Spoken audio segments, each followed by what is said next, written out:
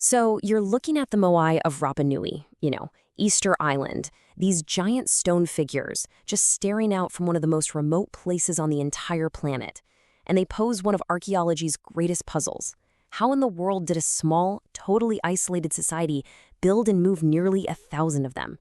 Well, in this explainer, we're going to uncover the absolutely ingenious answers. First off, just get a sense of the sheer scale we're talking about here. This isn't a handful of cool statues. Nope.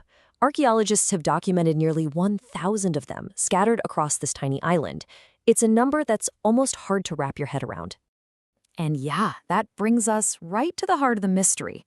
Almost 1,000 statues, some weighing over 80 tons, all carved and moved with zero modern technology. How was this incredible feat of engineering and really social organization even possible? Okay, let's dive in. To solve this, we're going to first get a real feel for the scale of this mystery and the island's unbelievable isolation. Then we're going to peek inside the quarry where the Moai were actually born, uncover the secret of how they walked, and finally, we'll answer the biggest questions of all. Why build them in the first place? And why did it all stop? Let's just start with that number again, nearly 1,000 statues. That's what makes this story so mind-blowing. I mean, think about it. One statue is a marvel. 100 is incredible. But 1,000? That represents a cultural obsession that lasted for centuries, a total investment by the entire Rapanui society. But to truly appreciate this achievement, you have to understand where it all happened. Because on Rapa Nui, context isn't just important, it's everything.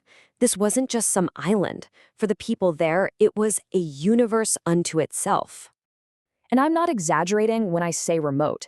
Rapa Nui is just this tiny little speck of volcanic land, completely and utterly alone in the middle of the vast Pacific Ocean.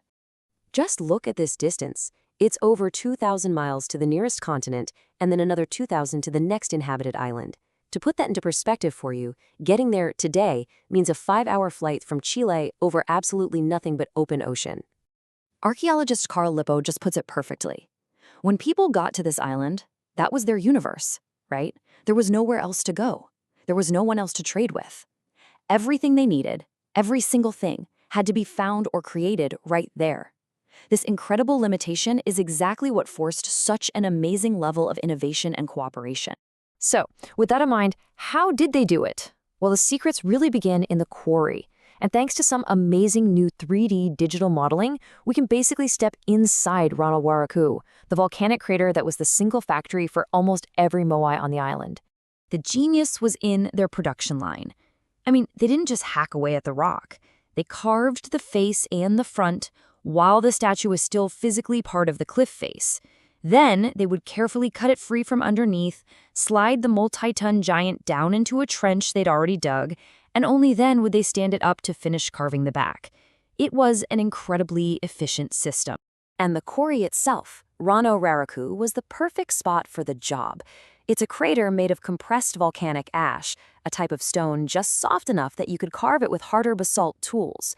This place became a 500-year-long laboratory, leaving behind this frozen record of finished statues, works in progress, and even some really informative failures.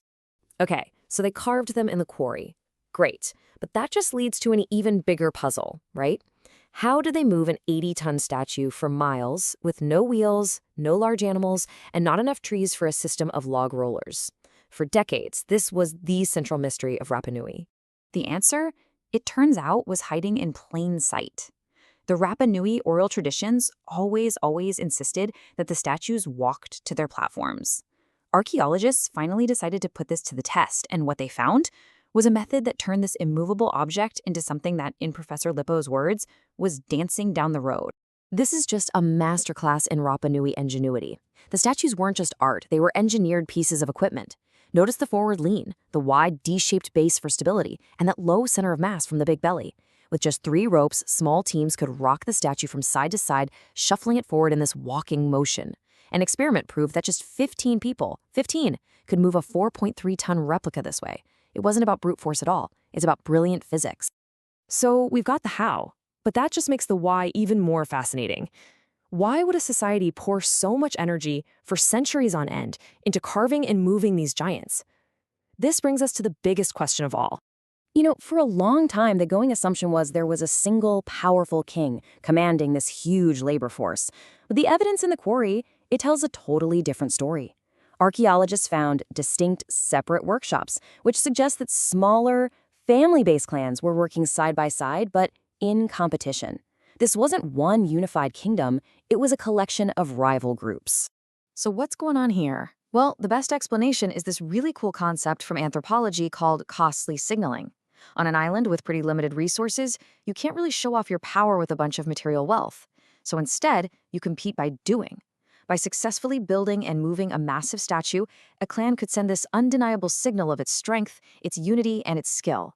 It was a way to channel competition into something constructive and impressive, instead of, say, destructive warfare.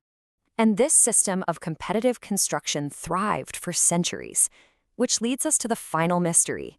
Why did it all just stop? The popular story you've probably heard is one of self-destruction and ecological collapse. But the archaeological evidence? It points somewhere else entirely. And here's the crucial point, the thing that just turns that old myth on its head. The Rapanui weren't in decline, far from it. The evidence actually shows that statue building was escalating right up until contact. The Moai were getting bigger and bigger, a clear sign of intensifying competition, not a society that was falling apart. The catastrophe, it turns out, didn't come from within. It came from the outside. The arrival of Europeans in 1722 was a complete game changer. It introduced catastrophic diseases that just ravaged the population. But it also introduced something else, stuff. For the first time, you could own things others didn't have, like metal tools or fancy hats. This completely upended the entire Rapanui social system. The costly signaling of building statues became obsolete, replaced by a competition for material goods. That, combined with slave raids, brought the era of the Moai to a sudden and really tragic end. So the story of Rapanui isn't one of a foolish society that destroyed itself.